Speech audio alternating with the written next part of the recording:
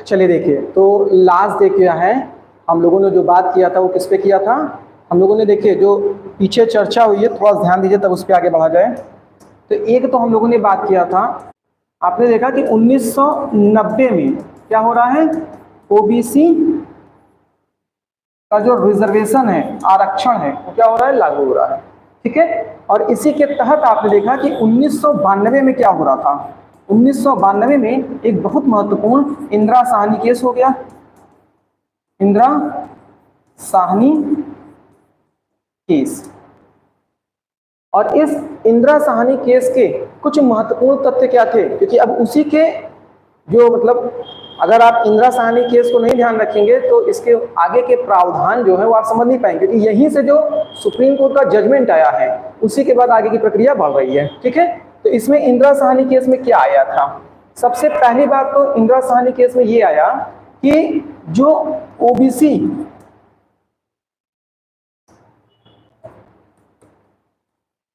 OBC को लेकर के क्या कहा गया था, ओबीसी को लेकर 27% आरक्षण की बात कही गई थी। इसके तहत कही गई थी, तो ये मंडल आयोग के तहत ही कही गई थी, जिसको 90 में लागू कर दिया गया था। इंदिरा साहनी केस ने इसे जायज बताया। ठीक है, क्योंकि मुख्य रूप से इसी को चुनौती दी गई थी। दूसरा काम यहाँ पे क्या हुआ, दूसरा काम यहाँ पर यह हुआ कि अब ये ओबीसी में प्रत्येक ओबीसी को आरक्षण का प्रावधान मिलेगा, ऐसा इनकार कर दिया गया। और क्या कहा गया, कहा गया कि यहां पर जो क्रीमी लेयर होंगे, क्रीमी लेयर, जिन्हें आप क्या कहते हैं, जिन्हें आप कहते हैं साधन तबका, तो जो साधन तबका होगा अर्थात जो क्या होंगे, जो एक सबल की स्थिति में होंगे, उनको क्या होगा, आरक्षण नहीं मिलेगा। तो एक नया शब्द आ गया, क्योंकि जब आगे की बात अब निकलेगी तो यही बात निकलेगी कि क्रीमी लेयर है कौन, इसका निर्धारण कैसे होगा। ठीक है, इसके अलावा तीसरी बात और क्या कहा गया, तो तीसरी बात कहा गया कि जो पीवी नरसिंह राव द्वारा 1991 में क्या किया गया था, जो आपने देखा था कि वीपी सिंह द्वारा जो 1990 में आरक्षण का प्रावधान लाया गया था, उसमें उन्होंने थोड़ा सा क्या किया था, संशोधन कर दिया था। तो संशोधन के तहत पहली बात क्या किया, एक बात तो ये कह दिया गया कि पुअर कॉन्सेप्ट आ गया। पुअर कॉन्सेप्ट क्या था कि जो ओबीसी में भी पुअर होंगे उन्हीं को आरक्षण मिलेगा, और उसी पुअर कॉन्सेप्ट को क्या कह रहे हैं यहाँ पर आप, क्रीमी लेयर शब्द का प्रयोग कर रहे हैं। ठीक है, दूसरी चीज क्या था कि वहां पर एक आपने देखा था EWC आ गया था, इकोनॉमिकल वीकर क्लास आ गया था, जिसके तहत क्या हुआ था, 10% आरक्षण की बात हुई थी, और यहां पर क्या हुआ, इस 10% आरक्षण को मना कर दिया गया था। तो ये क्या हो गया, 10% आरक्षण को यहां पर मना कर दिया गया।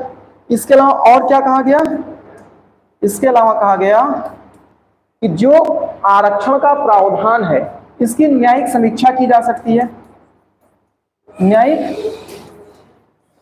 समीक्षा की जा सकती है, अर्थात आरक्षण के किसी भी मुद्दे को न्यायालय में चुनौती दिया जा सकता है। और क्या कहा, जब EW को समाप्त किया, EWC को, तो उसी समय क्या कहा कि ये जो आरक्षण है ये 50% से ज्यादा नहीं हो सकता। किस स्थिति में इससे ज्यादा हो सकता है, विशेष परिस्थिति में, विशेष परिस्थिति में। और ये विशेष परिस्थिति क्या होगी, यदि विशेष परिस्थिति क्या होगी, यदि सरकार या हम कहें राज्य इस बात को प्रमाणित करने में सफल हो जाए कि हाँ इस विशेष परिस्थिति के तहत यहाँ पर आरक्षण की आवश्यकता है, ऐसी स्थिति में होगा। तो ये कुछ महत्वपूर्ण बातें थी जिसके तहत क्या हो रहा है, इंदिरा साहनी केस के बाद अब घटनाक्रम आगे बढ़ेगा। ठीक है, तो अब इसमें हुआ क्या, सबसे पहले यहां पर जो क्रीमी लेयर आपने देखा था, क्रीमी लेयर, अब ये क्रीमी लेयर है कौन, तो इसकी पहचान करने के लिए क्या हुआ, इसकी पहचान करने के लिए एक 1993 में किसका गठन किया गया, राष्ट्रीय पिछड़ा वर्ग आयोग का गठन किया गया, राष्ट्रीय पिछड़ा वर्ग आयोग का गठन किया गया। और इस राष्ट्रीय पिछड़ा वर्ग आयोग का गठन किया किस आधार पे गया, तो राष्ट्रीय पिछड़ा वर्ग आयोग का गठन जो किया गया वो किया गया राष्ट्रीय पिछड़ा वर्ग अधिनियम के आधार पर। इसका अर्थ क्या निकल के आया कि 1993 में पहले एक संसद द्वारा कानून बना जिसके तहत क्या हुआ, राष्ट्रीय पिछड़े वर्ग आयोग का गठन हुआ। और इसीलिए आप देखते हैं कि जो राष्ट्रीय पिछड़ा वर्ग आयोग था पहले क्या था, ये एक सांविधिक संस्था थी। सांविधिक संस्था का तात्पर्य क्या है, सांविधिक संस्था का अर्थ हो गया कि ये क्या थी, एक जो है संसदीय संस्था थी। आप कह सकते हैं कि मतलब ये क्या थी, एक कानूनी संस्था थी, ठीक है, संसद के प्रावधान तत्व था। लेकिन फिर क्या हुआ, इसी को 102वें संविधान संशोधन के तहत फिर क्या कर दिया गया, एक संवैधानिक संस्था का क्या मिल गया, एक मान्यता मिल गया, अधिकार मिल गया। और आप जानते हैं जो भी संवैधानिक संस्था का दर्जा प्राप्त कर लेता है वो क्या होता है, एक स्थायी संस्था हो जाती है और लगातार ये काम करती है, ठीक है। इसके आगे की क्या रहा, तो आगे जब इतनी बातें हुई तो ये ध्यान रखिएगा कि ये जो राष्ट्रीय पिछड़ा वर्ग आयोग का गठन हुआ था इसने अपने रिपोर्ट प्रस्तुत की। और ये जो आयोग का गठन हो रहा है, जो रिपोर्ट प्रस्तुत की जा रही है, तो किसकी समिति के आधार पे, कौन सा आयोग था,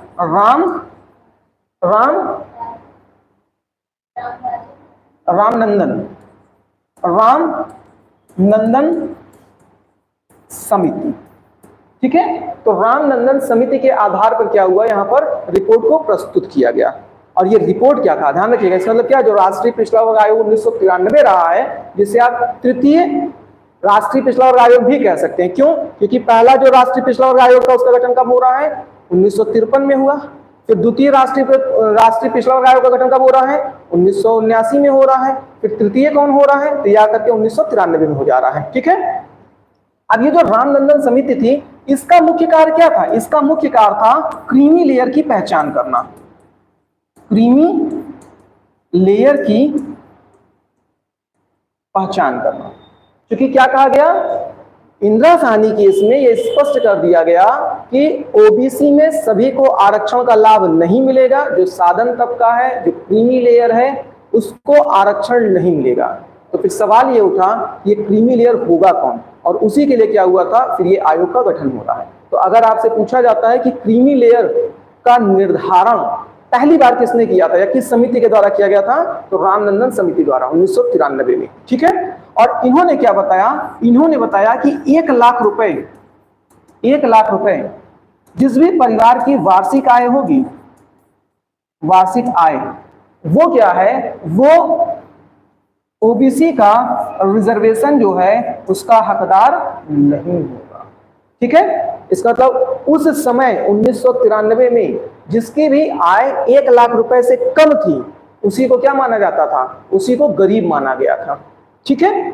दूसरी चीज ध्यान रखिएगा, ये जो इंदिरा साहनी केस था, आपने देखा था कि इंदिरा साहनी केस में क्या हो रहा है कि जो ईडब्ल्यूसी है इसको उस समय मतलब सुप्रीम कोर्ट द्वारा क्यों खारिज कर दिया गया, इसलिए खारिज कर दिया गया क्योंकि बताया गया कि वास्तव में भारत में जो पिछड़ा वर्ग है उसका आधार क्या है, जाति है, उसका आधार उसकी आर्थिक स्थिति नहीं है।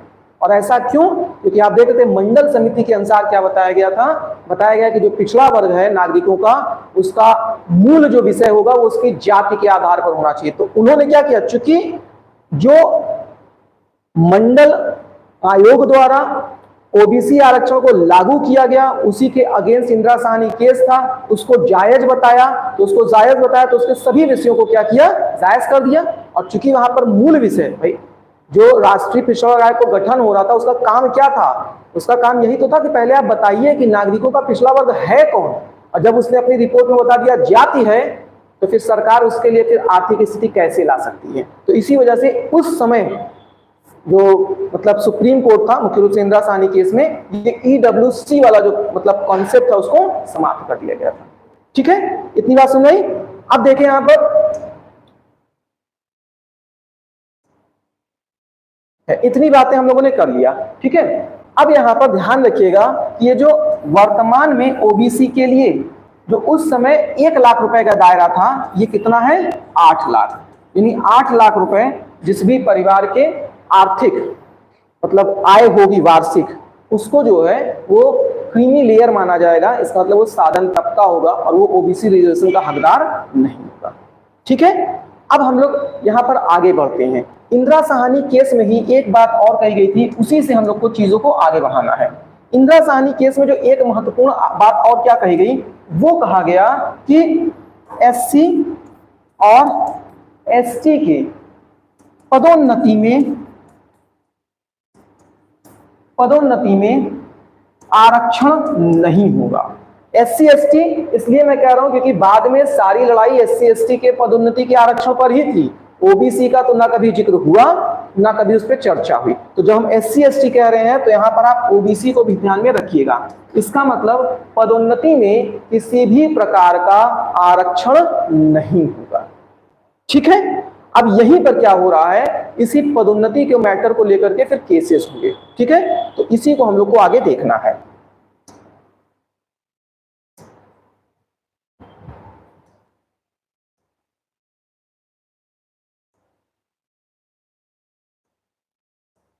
देखिए यहां पर अब ये मैटर क्या है, पदोन्नति में आरक्षण का मुद्दा। क्योंकि अब ये क्या था, जो इंदिरा साहनी केस था, उस इंदिरा साहनी केस के तहत क्या कहा गया, इंदिरा साहनी केस के तहत कर दिया गया कि पदोन्नति में आरक्षण नहीं होगा। अब हो क्या रहा है, तो इसमें देखिए निष्कर्ष कहां से, यही इंदिरा साहनी केस जो पीछे चर्चा किए 1992 में क्या था, एससी यानी सुप्रीम कोर्ट है, यहाँ सुप्रीम कोर्ट ने क्या किया, मना कर दिया। ये भी आप लोगों को पीछे बताए हैं। ठीक है, अब क्या कहा, देखिए जब इसने मना कर दिया तो प्रावधान क्या हुआ, एक 77वां संविधान संशोधन हो रहा है। 77वां संविधान संशोधन कब हो रहा है, 1995, और इसके तहत क्या है, 16A लाकर जोड़ा जा रहा है। और इसमें क्या कहा जा रहा है, इसमें कहा जा रहा है एससी और एसटी के लिए क्या होगा, पदोन्नति में आरक्षण होगा। ठीक, इसका मतलब अगर हम लोग अब इंदिरा साहनी केस के आगे की बात करें तो इंदिरा साहनी केस में सुप्रीम कोर्ट ने निर्णय लिया कि पदोन्नति में आरक्षण नहीं होगा, लेकिन सरकार भी पदोन्नति में आरक्षण देना चाहती थी, इसीलिए क्या किए, एक संविधान संशोधन कर दिए। अब जानते हैं ये केस क्या है, 1992 का है, तो इसी के बाद मुद्दा उठा। तो अब क्या हो रहा है, 77वां संविधान संशोधन हो गया।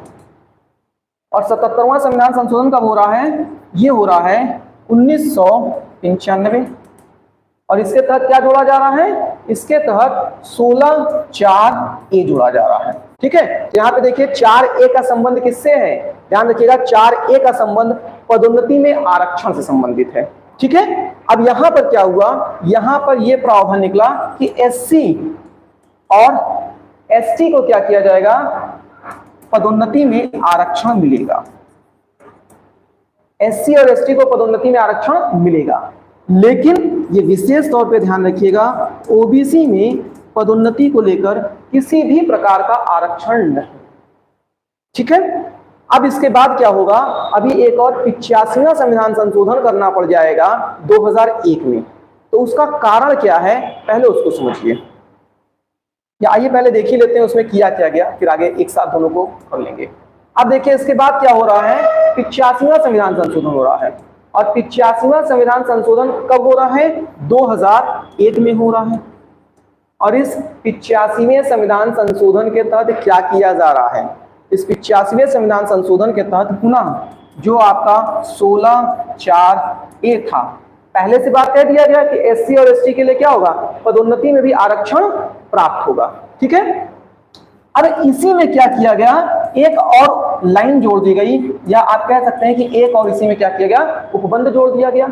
और क्या कहा गया कि पदोन्नति के आरक्षण में यदि किसी एससी या एसटी को एक बार आरक्षण के तहत सीनियरिटी मिल जाती है तो वो उनकी जो सीनियरिटी होगी यानी ज्येष्ठता जो होगी वो स्थायी होगी। अब ये क्या है, इसे आप बस इतना अभी नियम के रूप में समझिए कि ज्येष्ठता के अधिकार का नियम। इसका मतलब अगर हम कहें कि 85वां संविधान संशोधन 2001 जो है उसमें क्या हुआ, तो उसमें जो 77वें संविधान संशोधन 1995 में 16(4)A जोड़ा गया था, उसी में एक लाइन और ला करके जोड़ दिया गया। और क्या जोड़ दिया गया, तो उसमें ज्येष्ठता के अधिकार का नियम लाकर जोड़ दिया गया। अब ये वास्तव में है क्या, ये वास्तव में पहला जो आपने संघर्ष देखा वो नौकरी पाने का था, कि किस तरह से आरक्षण के प्रावधान के तहत समाज का जो पिछड़ा वर्ग है, नागरिकों का जो पिछड़ा वर्ग है, उसे सरकारी नौकरी में क्या किया जा रहा है, आरक्षण देकर के सबल बनाने का प्रयास किया जा रहा है, सबल बनाने का प्रयास किया जा रहा है। ठीक है, उसके बाद दूसरा कदम आपने क्या देखा, एक बार नौकरी पा गए तो उनका प्रमोशन कैसे होगा। तो यहां पर प्रमोशन में भी आरक्षण की बात उठी, जिसे इंदिरा साहनी केस ने मना कर दिया। लेकिन बाद में सरकार चूंकि बताया कि देना चाहती थी, इसलिए सरकार ने क्या किया, कुछ संविधान संशोधन कर दिया। और उसी संविधान संशोधन के तहत क्या किया, पदोन्नति में यानी प्रमोशन में आरक्षण का प्रावधान कर दिया। तो सबसे पहले एक बात आपको समझना पड़ेगा कि सामान्यतः जब किसी की नियुक्ति होती है तो हम सीनियरिटी किस बेस पर डिसाइड करते हैं।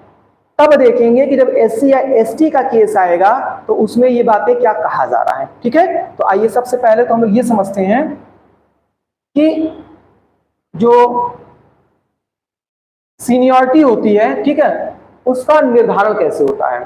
तो ध्यान रखिएगा, इसका निर्धारण दो आधार पे होता है, दो आधार पर। एक तो आधार होगा पोस्ट का, पोस्ट का यानी पद का। मान लीजिए मैं आपको एक उदाहरण दूं और मैंने आपसे कहा कि एक जो है वो 23 साल का, 23 वर्ष का एक कैंडिडेट है, तो चाहे लड़का हो चाहे लड़की हो, और इसने क्या किया, यूपीएससी एग्जाम को क्वालिफाइड किया और डायरेक्ट इसका जो सिलेक्शन हो गया। तो ये कौन सा पद पा रहा है, ये पा रहा है एसपी का, सुपरिटेंडेंट ऑफ पुलिस, आईपीएस। ठीक है, वहीं दूसरी तरफ क्या है, कोई व्यक्ति जो है वो मान लेते हैं 27 साल का है और ये 27 साल की उम्र में क्या है, इसने जो है क्वालिफाइड किया क्या, एसआई, सब इंस्पेक्टर का। अब आप बताइए दोनों में सीनियर कौन है। हाँ, क्योंकि हम पद के आधार बात करना, उम्र के आधार पे थोड़ी ना। अगर उम्र के आधार बात करते तो ठीक है, बाहर ये बड़े हो जाएंगे, भाई बड़े भैया हो गए, लेकिन अंदर तो साहब और सर यही रहेंगे, है ना। तो एक तो आपने क्या देखा, एक आपने देखा किसके आधार पर, एक आप देख रहे हैं पोस्ट के आधार पर। ठीक है,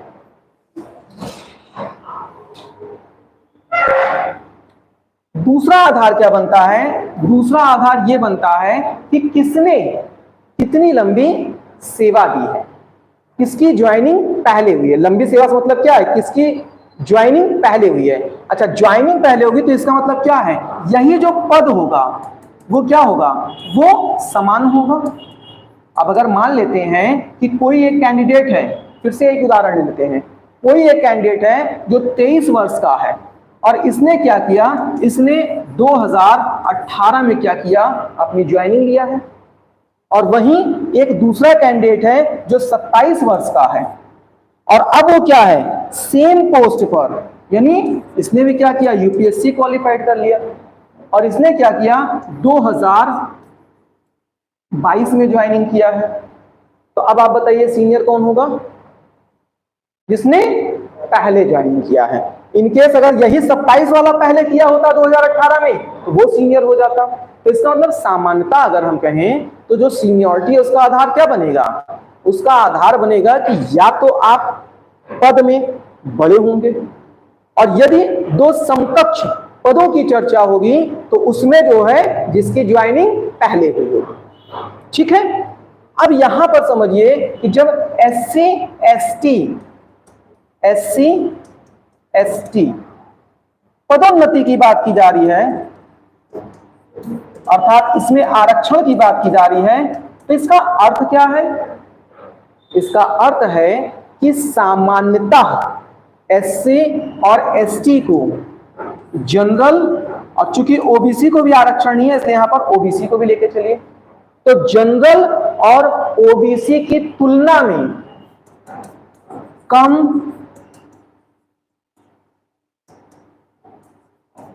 अवधि में ही क्या होगा, प्रमोशन मिल जाएगा।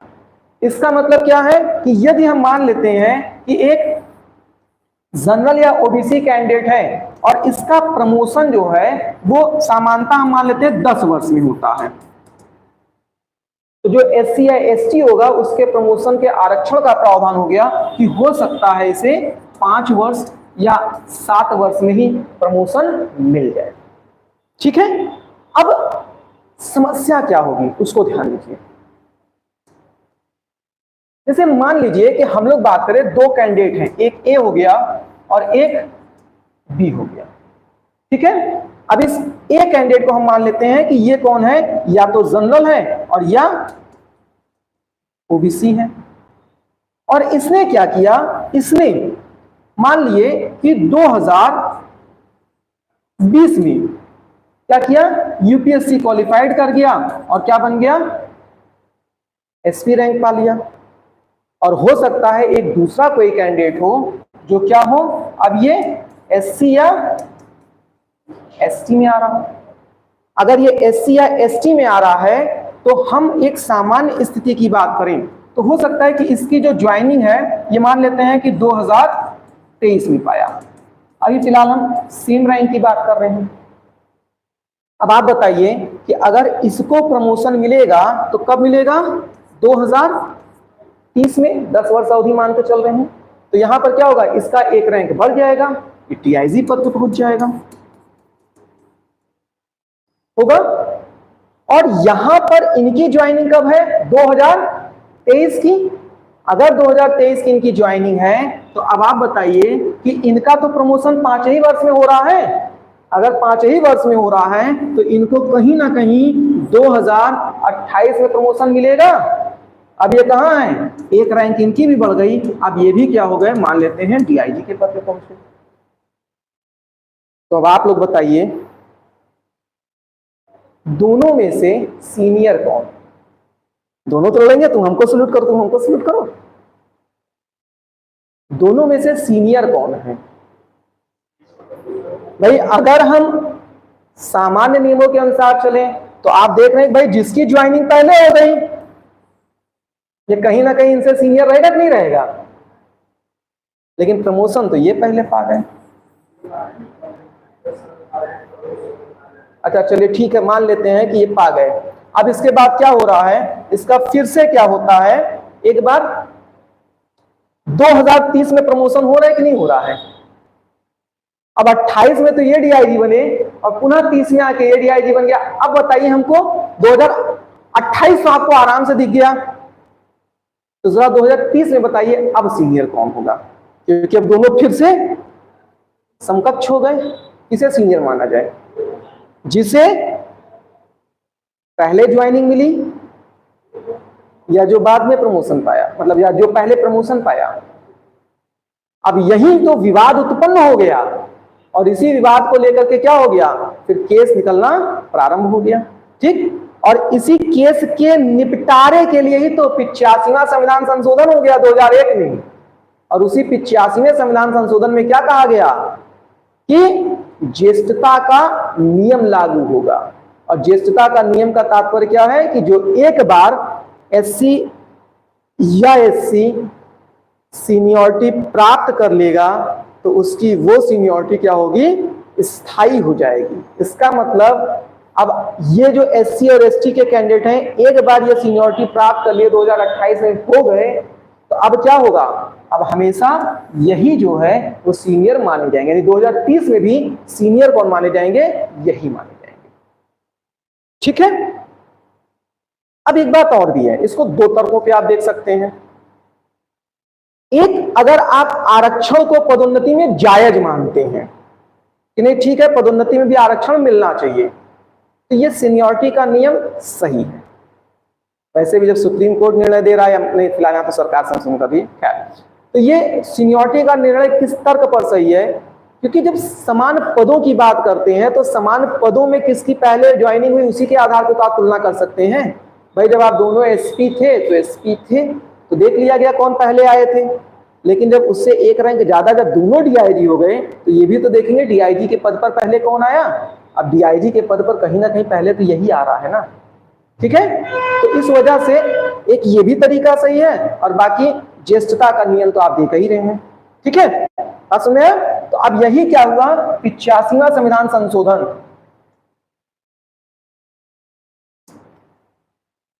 85वां संविधान संशोधन। अब इसमें क्या हो रहा है, 2001 में, और क्या 16A में ही एक लाइन लाके जोड़ दिया जा रहा है, और इसी को क्या कह रहे हैं, परिणामी ज्येष्ठता का नियम कह रहे हैं। क्या कह रहे हैं, परिणामी ज्येष्ठता का नियम।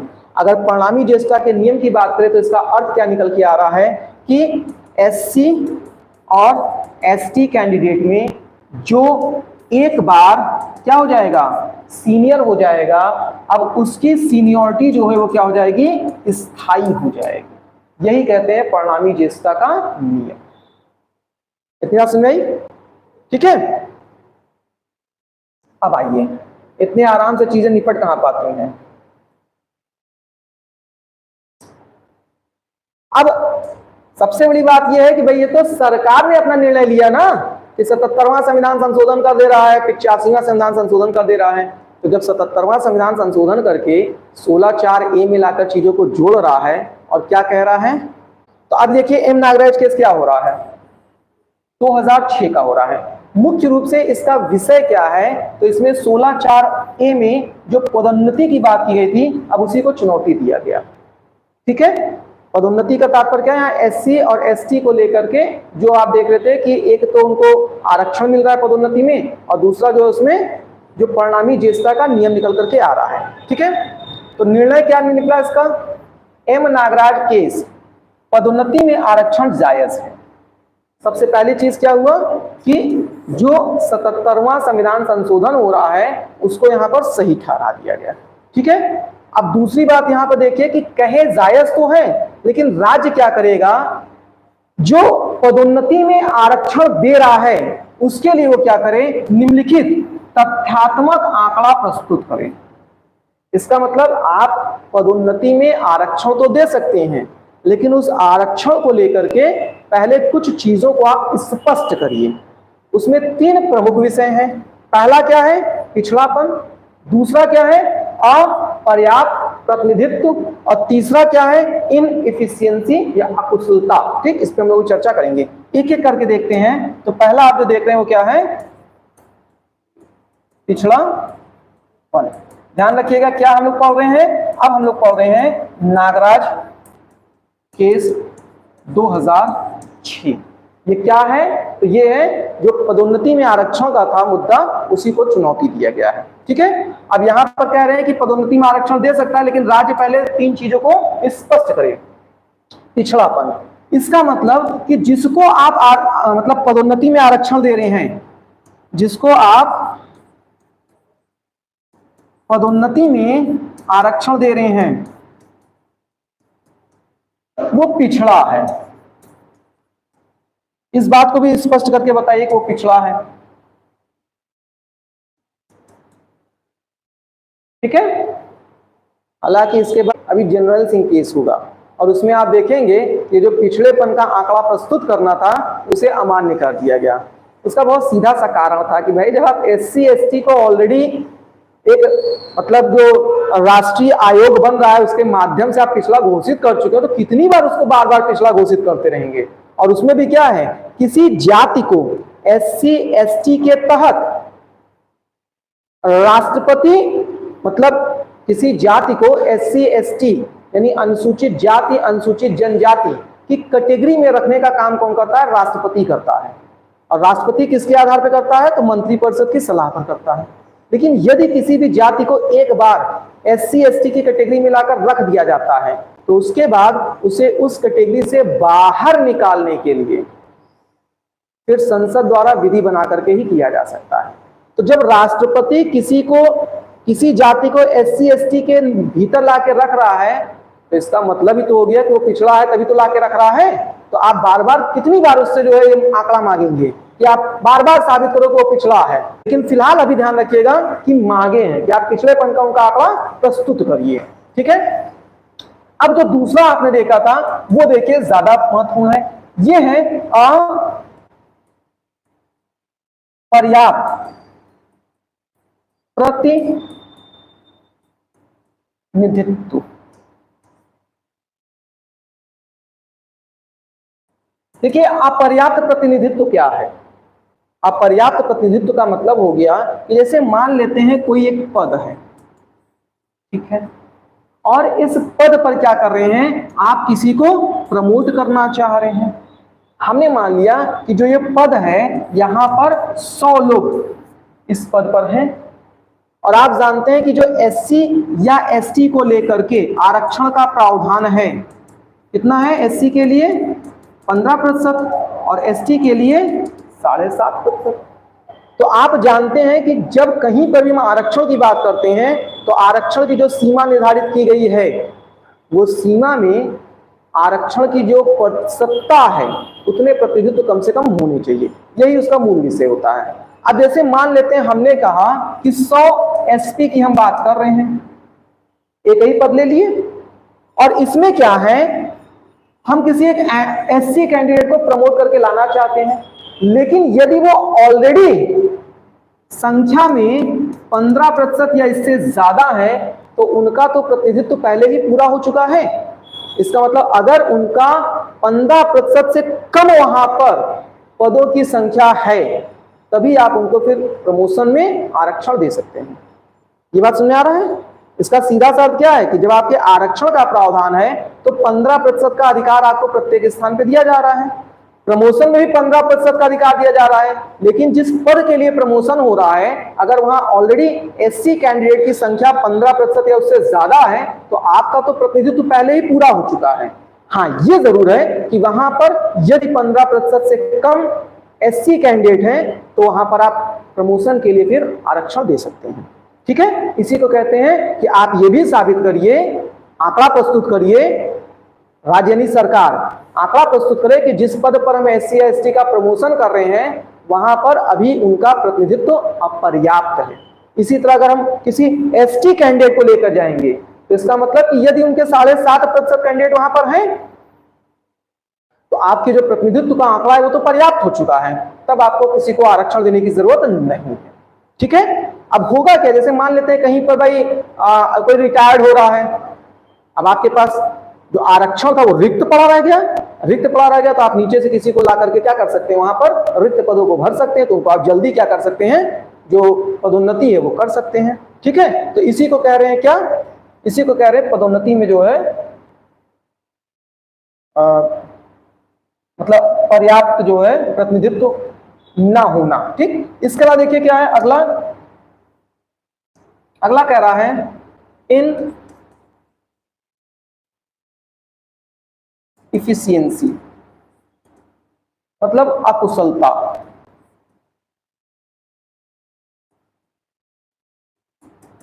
ये क्या कह रहा है, ध्यान समझिएगा, ये इस बात को इंगित करना चाह रहा है कि भाई आप एससी या एसटी को आरक्षण दे रहे हैं, कहां पर, पदोन्नति में, जल्दी जल्दी आरक्षण दे करके मान लेते हैं कोई ग्रुप सी से भर्ती हो रहा है और आप उसको ग्रुप ए तक लेकर चले जा रहे हैं, तो ग्रुप सी में जो भर्ती हो रहा है, ग्रुप डी में जो भर्ती हो रहा है, उसकी बौद्धिक स्तर या उसकी कार्य दक्षता कहीं ना कहीं जो पहले ज्वाइनिंग ग्रुप बी में हुआ है या ग्रुप ए में हुआ है तुलनात्मक रूप से कम होगा कि नहीं, उससे माना तो यही जाएगा कि आप चयनात्मक रूप से क्या हैं, उसकी अपेक्षा नीचे के पदों को आप प्राप्त किए हैं। इसका मतलब कहीं ना कहीं प्रतिस्पर्धा में आप उन लोग से पीछे थे, तभी तो नीचे के पदों को आप ग्रहण किए हैं। ऐसा नहीं है, बहुत से बार आप नीचे के पदों को ग्रहण करके अपने अनुभव से आप अपनी कार्यकुशलता बढ़ा लेते हैं, दक्षता बढ़ा लेते हैं। तो सुप्रीम कोर्ट ने यहां पर यही बात कहा कि भाई ठीक है, आप एससी या एसटी कैंडिडेट को जो है वो पदोन्नति तो करिए, लेकिन एक चीज का विशेष ध्यान रखिए कि प्रशासनिक दक्षता प्रभावित ना हो। ऐसा ना हो कि अकुशल लोग ही केवल प्रमोट होते चले जा रहे हो और बड़े पदों पर पहुंच जाएं और उसमें आपकी पूरी प्रशासनिक जो कार्य दक्षता है वो क्या हो जाए, वो प्रभावित हो जाए। ठीक है, और इसका आधार कहां से मिल रहा है, तो इसका आधार मिला आर्टिकल 335 अनुच्छेद 335 क्या कहता है, अनुच्छेद 335 कहता है कि SC ST के लिए आप कोई विशेष प्रावधान कर सकते हैं, लेकिन ध्यान इस बात का रखना है कि उससे क्या हो, किसी प्रकार की कार्यदक्षता प्रभावित ना हो। ठीक है, इसका मतलब ऐसा ना हो कि किसी ऐसे कार्य पे ले आके हम प्रमोट कर दें जहां पर वो व्यक्ति जिसका प्रमोशन हो रहा है उस कार्य को कुशलता पूर्वक करने में अक्षम हो, सक्षम ना हो। ठीक है, तो यही बात यहाँ पर 3 तरह से कही जा रही है। किसमें कही जा रही है? नागराज केस में 2006 पदोन्नति को लेकर चुनौती दिया था। यहाँ पर निर्णय आया कि नहीं, पदोन्नति में आरक्षण जायज है, लेकिन कुछ शर्तें रखी। क्या रखा कि राज्य जिसका भी पदोन्नति कर रहा है आरक्षण के आधार पर, उसके लिए कुछ तथ्यात्मक आंकड़ा प्रस्तुत करे। और उसमें 3 विषय रखा। पहला विषय क्या रखा कि वो पिछड़ापन, मतलब उसका पिछड़ापन होना, इसको आप साबित करिए। दूसरा, अपर्याप्त प्रतिनिधित्व, कि जिस पद पर आप उसका प्रमोट कर रहे हैं उसका प्रतिनिधित्व उसके आरक्षण के जो प्रतिशतता है उसके अनुपात में कम है। और तीसरा, ध्यान रखें, इनएफिशिएंसी अर्थात प्रशासनिक दक्षता प्रभावित ना हो, कम ना हो। और इसका आधार क्या मिला? तो प्रभावित नहीं होनी चाहिए, आधार मिल रहा है आर्टिकल 335 के तहत। ठीक है, अब इतने आराम से लोग कहां मानने वाले थे, तो फिर एक केस हो गया 2016 में। अब ये केस क्या हो रहा है? तो पुनः पदोन्नति में आरक्षण के ही मैटर को लेकर के एक बार फिर से क्या हो रहा है? केस हो जा रहा है। ठीक है, तो आइए देखते हैं। ठीक है, तो जनरल सिंह केस 2018, विषय क्या है? पुनः पदोन्नति में आरक्षण का मामला। एक बार फिर से केस उठ गया, किसको लेकर के? पदोन्नति में। एक्चुअल में ये केस कैसा है भाई, जब कहीं पर किसी भी विभाग में किसी व्यक्ति के प्रमोशन का उसको इंतजार था, उसको लगा मेरा प्रमोशन अब भी होना है, और उसी बीच उसने देखा कि किसी SC या ST कैंडिडेट का प्रमोशन हो गया। उसने जब उस पर विचार और मंथन किया तो कहा कि भाई मेरी ज्वाइनिंग तो इनसे पहले की थी, ये बाद में आ रहे हैं, इनका कहाँ से प्रमोशन हो रहा है? तो वो हम लोग के साथ मिलकर पॉलिटी की क्लास तो पूरा पढ़ा नहीं था। उसने क्या किया? उसने नागराज केस पढ़ा नहीं, इसलिए जनरल सिंह केस फाइल हो गया। ठीक है, तो अब 2018 में केस आ गया। अब यहाँ पर केस में क्या आया? तो केस में निर्णय आया कि पिछड़ेपन का तथ्यात्मक आंकड़ा प्रस्तुत करना जरूरी नहीं है। तो ये कारण मैंने पहले बता दिया कि क्यों जरूरी नहीं है। इसका मतलब यहाँ पर भी निर्णय यही आया कि भाई पदोन्नति जायज है, बस अंतर ये रहा कि जो नागराज केस हुआ था उसमें 3 तथ्यात्मक आंकड़ा प्रस्तुत करने की बात कहा था, और इसमें कहा आप 3 मत करिए राज्य के लिए, आप 2 ही करिए, क्योंकि पिछड़ेपन का आंकड़ा देने की कोई जरूरत नहीं है, क्योंकि पिछड़ेपन का आंकड़ा राष्ट्रपति स्वयं दे रहे हैं। राष्ट्रपति ही तो किसी जाति को लाकर SC या ST में ला रहे हैं, और किसी भी जाति के साथ SC या ST उसका कैटेगरी लग जाने का मतलब ही होगा कि वो पिछड़ी मानी जा रही है। ठीक है, तो वही चीज यहाँ प्रावधान में क्या है, ये एक नियम आपको बता दिया जा रहा है कि राष्ट्रपति किसी भी जाति को SC या ST में लाकर रखने का निर्णय लेते हैं, लेकिन अगर कभी किसी जाति को जो एक बार SC ST की कैटेगरी में लाकर रख दिया गया बाहर निकलना होगा, यानी वहां से समाप्त करना होगा, तो संसद के कानून द्वारा ही निकाला जा सकता है। ठीक है,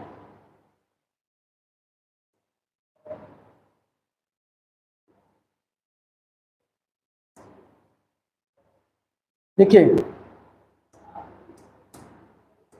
1992 Indira Sahni case, SC ST आरक्षण पदोन्नति में नहीं होगा। ठीक है, उसके बाद नागराज केस 2006, SC ST के लिए पदोन्नति में आरक्षण होगा। ठीक है, लेकिन 3 बातें बताइए कि जिसका आप आरक्षण कर रहे हैं वो क्या है? पिछड़ा है, अपर्याप्त प्रतिनिधित्व है, और इस बात की सुनिश्चितता दीजिए, या इस बात की सुनिश्चितता करिए कि प्रशासनिक दक्षता प्रभावित ना हो। अब इसके बाद क्या हो गया? इसके बाद जनरल सिंह केस 2018। पुनः मैटर पदोन्नति में आरक्षण को लेकर था। इन्होंने कहा नहीं ठीक है, आरक्षण दिया जाएगा, बस आप इस तथ्य को ना प्रस्तुत करिए, दो तथ्य आप बताइए कि एक तरफ जहां जिसका प्रमोशन कर रहे हैं वहां पर उस वर्ग यानी उस कैटेगरी के लोगों की जो प्रतिनिधित्व है वो अभी पर्याप्त नहीं है, उनके आरक्षण के प्रतिशतता से कम है, और दूसरा प्रशासनिक दक्षता प्रभावित नहीं है। ठीक है, अब ये सारा जो था, ये सारा मुद्दा निकल करके आया कहां पर, ये सारा आरक्षण का मुद्दा देखिए कहां से हम लोगों ने शुरू किया था। तो हम लोग की कहानी शुरू हुई 1953 से। 1953 प्रथम राष्ट्रीय पिछड़ा वर्ग आयोग। ठीक है, और इसको आधार कहां से मिल रहा है, इसको आधार मिल रहा है, कहां से मिल रहा है, इसको आधार मिला एक तो 15/4 से, जो प्रथम संविधान संशोधन के तहत कह दिया गया कि क्या होगा, सामाजिक और शैक्षणिक रूप से पिछड़े SC ST या OBC के लिए विशेष प्रावधान किया जा सकता है। ठीक है, दूसरा 16/4 से मिल गया। 16/4 में किस बात की कहा जा रहा था, 16/4 में नौकरी में आरक्षण की बात की जा रही थी कि नागरिकों के पिछड़े वर्ग के लिए हम उनको विशेष प्रावधान कर सकते हैं। अब वही नागरिकों के पिछड़े वर्ग की खोज करना हम लोग 1953 से प्रारंभ किए, और अंततः क्या है, फिर 1990 में जो पिछड़े वर्ग के नागरिक हैं यानी अदर बैकवर्ड कास्ट OBC, क्योंकि SC ST को तो पहले ही मान लिया गया था प्रथम संविधान संशोधन द्वारा। ठीक है, तो OBC जो है इनकी खोज करना जो प्रारंभ किया 1990 में खोज हो गया, और खोज करने के बाद इनको इनका अधिकार दे दिया गया। क्या दे दिया गया, 27% का आरक्षण दे दिया गया। अब इसके आरक्षण किस मुद्दे पर है, नौकरी के मुद्दे पर है। तो जब नौकरी के मुद्दे पे आरक्षण मिला तो यहीं पर क्या हो गया, इंदिरा साहनी केस हो गया, और इंदिरा साहनी केस ने कहा कि नहीं ठीक है, आरक्षण इनका जायज है। लेकिन यहाँ पे एक नई बात निकल के चली आई कि पदोन्नति में क्या होगा, पदोन्नति में आरक्षण नहीं होगा। लेकिन फिर क्या हो रहा है, तो 77वां और 85वां संविधान संशोधन हो गया, और कहा गया SC ST के लिए भी पदोन्नति में आरक्षण होगा। जब पदोन्नति में आरक्षण की बात आ गई तो स्वाभाविक है फिर केस होगा। दो केस हो गया, नागराज केस और जनरल सिंह केस। क्लियर इतनी बात, यानी ये हम लोग जाति से संबंधित आरक्षण का जो संपूर्ण मुद्दा है उसे समाप्त कर लिए।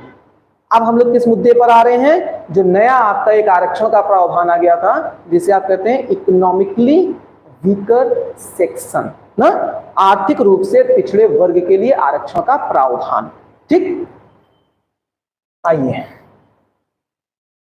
तो अब हम लोग का ये जो नया टॉपिक आ गया वो क्या है, इकोनॉमिकली वीकर सेक्शन। 2019 में क्या किया गया, अब यहां पर एक 15/6 और एक 16/6 दो संविधान संशोधन करके ला के रख दिए गए।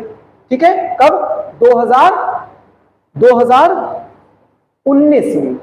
देखिए यहां पर ये जो 15/6 है इसका संबंध किससे है, इसका संबंध शिक्षा संस्थानों में आरक्षण से है, क्योंकि आप जानते हैं आर्टिकल 15 जो है वो सामाजिक व्यवस्थाओं से जुड़ा है, सामाजिक और शैक्षणिक व्यवस्थाओं से, जबकि 16 जो है वो मूल रूप से नौकरी में है। तो चूंकि जब आरक्षण की प्रावधान है तो आरक्षण शिक्षा में भी चाहिए और प्लस नौकरी में भी चाहिए। तो शिक्षा के आर्थिक वीक या आर्थिक कमजोर वर्ग के लिए जो आरक्षण का प्रावधान किया गया वो 15/6 में लाकर जोड़ दिया गया, और नौकरी के लिए जो किया गया वो 16/6 में लाकर जोड़ दिया गया। ठीक है, अब देखिए यहां पर 15/6 में क्या कहा गया, 15/6 में कहा जा रहा है कि यदि राज्य चाहे, यदि राज्य चाहे अनिवार्य नहीं है। अब राज्य का मतलब क्या है, अगर कोई नौकरी केंद्र सरकार से निकल रही है या कोई योजना या कोई व्यवस्था केंद्र सरकार से जुड़ा हुआ है, तो यदि केंद्र सरकार चाहे तो क्या कर सकता है, वो 10% का आरक्षण दे सकता है।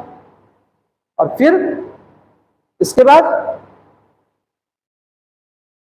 प्रांतीय सरकार के भी तो अपने विषय होते हैं, तो बहुत से विषय ऐसे होंगे जो प्रांतीय सरकार के होंगे, तो प्रत्येक राज्य उसको अलग अलग स्तर पे आरक्षण दे सकता है। यदि प्रत्येक राज्य चाहे, जैसे मान लेते हैं केंद्रीय प्रायोजन में 10% आरक्षण आपको केंद्र सरकार दे रहा है, तो प्रांतीय स्तर पे प्रांतीय स्तर की नौकरियां निकल रही है तो उस पर प्रांतीय सरकार आपको देना चाहता है कि नहीं देना चाहता, ये उसका विषय हो जाएगा।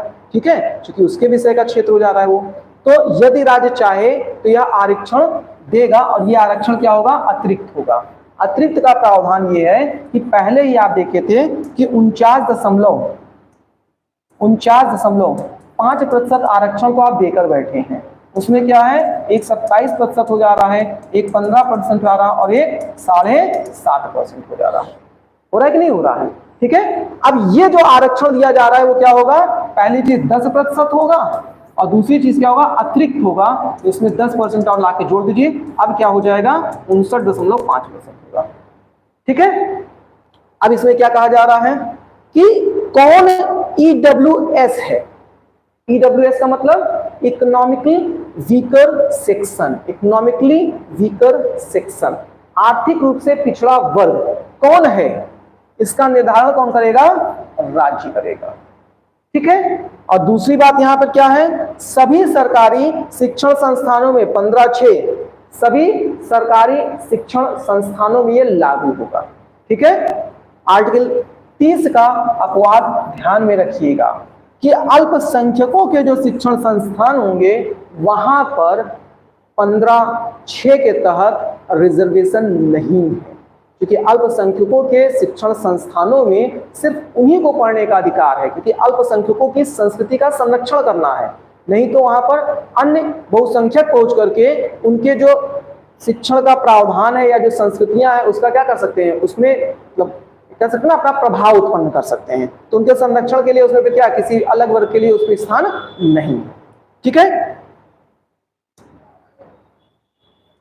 2019 एक संविधान संशोधन हो रहा है, और एक संविधान संशोधन के तहत दो प्रावधान परिवर्तित किए जा रहे हैं। एक 15/6 में लाकर जोड़ दिया जा रहा है, दूसरा 16/6 में लाकर जोड़ दिया जा रहा है। जो 15/6 में लाकर जोड़ा जा रहा है उसका विषय क्या है, उसका शिक्षण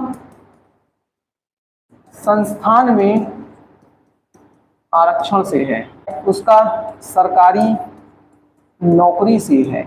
अब यहाँ पर क्या किया गया, तो ये जो संशोधन किया गया इसे क्या कहा गया, इसे इकोनॉमिकली वीकर सेक्शन कहा गया। और इसमें बताया गया कि आर्थिक रूप से जो पिछड़े लोग होंगे, आर्थिक रूप से जो पिछड़े लोग होंगे उनको 10% का आरक्षण मिलेगा। ये 10% का आरक्षण नौकरी में भी मिलेगा, और 10% का आरक्षण किसे मिलेगा, शिक्षण संस्थानों में मिलेगा। अब यहाँ पर सवाल ये उठा कि ईडब्ल्यूएस कौन होगा, तो यहाँ जवाब आया कि ईडब्ल्यूएस कौन होगा, इसका निर्धारण कौन करेगा, राज्य करेगी। ठीक है। तो राज्य ने निर्धारण कर दिया। क्या कहा राज्य ने, राज्य ने कहा कि प्रत्येक वो व्यक्ति ईडब्ल्यूएस कैटेगरी में आएगा जिसके परिवार की वार्षिक आय 8 लाख रुपए से कम है। पहली बात, परिवार की वार्षिक आय 8 लाख रुपए से कम। ठीक है। अब ये किसे माना जाएगा, परिवार, तो परिवार माना जाएगा वो व्यक्ति, ठीक है, जो लाभ लेना चाह रहा हो। इसके अलावा उसके माता पिता, उसके बीवी बच्चे यदि हो तो, और उसके छोटे हो या बड़े हो, उसके भाई बहन, लेकिन 18 वर्ष से कम जिनकी आयु हो। इसका मतलब ये माना गया कि परिवार के तहत कौन आएगा, तो परिवार के तहत जो व्यक्ति परिवार का मुखिया होगा, हम उसको केंद्र में रख लेते हैं। और एक मुखिया के आधार पर समझिए, जैसे आप लोग अपने आधार पर पिताजी को समझिए, तो पिताजी की जिम्मेदारी केवल मम्मी और बच्चों से नहीं है, बल्कि उनकी जिम्मेदारी किससे है, उनकी जिम्मेदारी उनके माता पिता के साथ भी है, क्योंकि वो वृद्धावस्था में उनको कौन संभालेगा। और दूसरी चीज, यदि उनका कोई छोटा भाई या बहन है जो अल्पवयस्क है, 18 वर्ष से कम आयु में है, वो भी उसमें इंक्लूड किया जाएगा। ठीक है। अब इसके अलावा और क्या होना चाहिए, तो और 5 एकड़ जमीन। कैसी जमीन, एकड़ में आ गया तो जाहिर सी बात है कृषि भूमि। 5 एकड़ या उससे अधिक नहीं होनी चाहिए, यानी 5 एकड़ से कम कृषि भूमि होनी चाहिए। ठीक है, शहर में 1000 स्क्वायर फीट का फ्लैट नहीं होना चाहिए। शहर इसलिए क्योंकि फ्लैट वगैरह गांव तो मिलेगा नहीं ना, मतलब कम से कम आपका 1000 स्क्वायर फीट से कम का फ्लैट है तो ठीक है, अगर उस 1000 स्क्वायर फीट या उससे ज्यादा है तो आप इसमें नहीं आएंगे। ठीक है, इसके अलावा और क्या कहा जा रहा है, आपके पास लैंड मुख्यतः सड़क के किनारे, अर्थात जिसे आप कॉमर्शियल लैंड कहते हैं, जहां से आप अपना कुछ व्यापार वगैरह कर सकते हैं।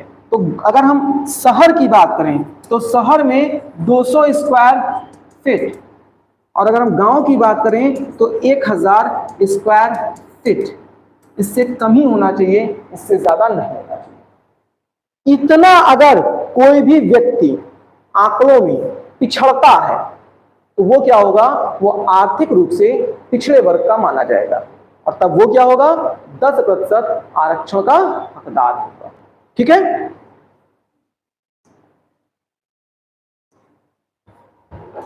तो 16(6) नौकरी में आरक्षण का प्रावधान है। इसके तहत क्या है, 10% EWS आरक्षण रखा जाएगा। इसमें क्या है, तो 10% आरक्षण शिक्षा में भी ध्यान रखिएगा। पारिवारिक आय 8 लाख से कम होनी चाहिए। इसमें होगा कौन, उसके व्यक्ति, भाई बहन जो 18 वर्ष से कम हो, माता पिता, पत्नी व बच्चे। ठीक है, अन्य प्रावधान में क्या है, तो 1000 स्क्वायर फीट का फ्लैट नहीं होना चाहिए, इसका मतलब उससे कम का होना चाहिए। 200 स्क्वायर फीट शहर में जमीन नहीं होनी चाहिए। 1000 स्क्वायर फीट, क्योंकि स्क्वायर फीट में कहा जा रहा है ना, तो स्क्वायर फीट में समझते हैं सड़क की जमीन की बात की जा रही है। ठीक है, गांव में नहीं होनी चाहिए, मुख्य रूप से कॉमर्शियल लैंड में आएगा। और 5 एकड़ या इससे अधिक की कृषि भूमि नहीं। ठीक है, क्लियर है। तो जरा हम लोग थोड़ा सा फिर से आ जाते हैं पीछे। देखिए, अब यहाँ पर एक लेक्चर अभी इसका और आपका बचेगा, तब उसमें हम लोग 2 मुद्दा देखेंगे। अभी एक बैकलॉग सीट है आरक्षण को ही लेकर के, और दूसरा फिर आप देखेंगे कि क्या आरक्षण मौलिक अधिकार है, इस पे लेकर चर्चा करेंगे हम लोग। तो कल के लेक्चर में ये आपका आर्टिकल 16 खत्म होगा। ठीक है, तो चलिए यहाँ पे देखिए, आप देख क्या रहे हैं, तो आपने 14 को पढ़ लिया। ठीक, मूल रूप से क्या करता है, ये जो समता का सिद्धांत है उसका दर्शन बताता है। फिर आपने 15 देखा, 15 के पहले और दूसरे तो केवल एक तरह से व्याख्या कर रहा है, मुख्य आ गया तीसरा। फिर उसके बाद क्या आ गया, चौथा। तीसरे में क्या है, महिला व बच्चों के लिए।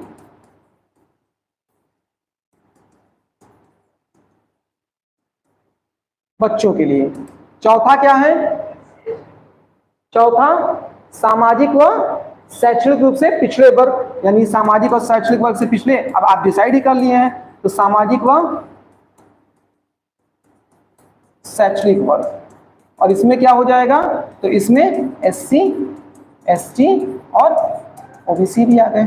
ठीक है, और आप जानते हैं कि ये जो 15(4) है, ये क्या है, ये मूल संविधान में तो था नहीं, इसे कहां पे रखा जा रहा है, इसे रखा जा रहा है प्रथम संविधान संशोधन द्वारा। और फिर आपने देखा 15(6) लाकर जोड़ दिया गया। 15(6) में क्या कहा जा रहा है,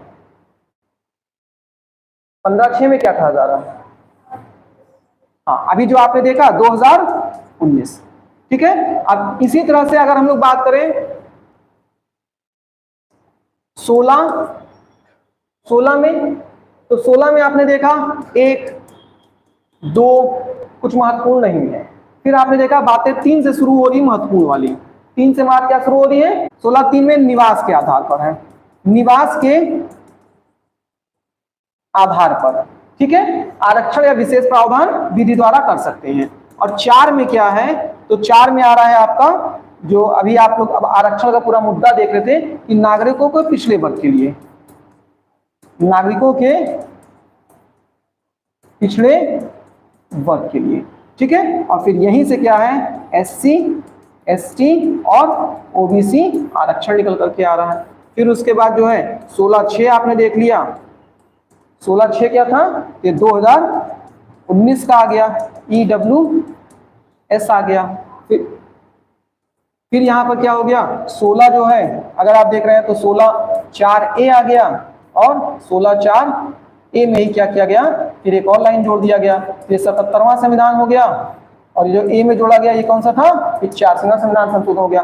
बाकी 5 में जो है वो धार्मिक, ठीक है। देखिए यहाँ पर बाकी 5 में धार्मिक संस्थाओं की बात की जा रही है कि यदि कोई धार्मिक संस्था राज्य के अधीन है तो उस पर क्या होगा, केवल उसी धर्म का व्यक्ति अधीन होगा। ठीक है, इसके आगे कल इस लेक्चर में खत्म हो जाएगा।